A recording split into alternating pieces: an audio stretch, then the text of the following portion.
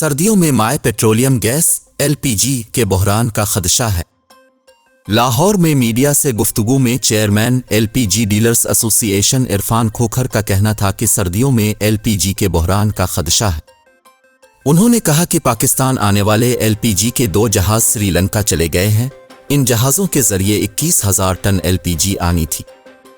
उनका कहना था कि मुल्क में 1.5 लाख टन एलपीजी की माहाना ज़रूरत है। इरफान खोखर ने मुतालबा किया कि हुकूमत फौरी तौर पर गैस किल्लत दूर करने के इक़दामात करे।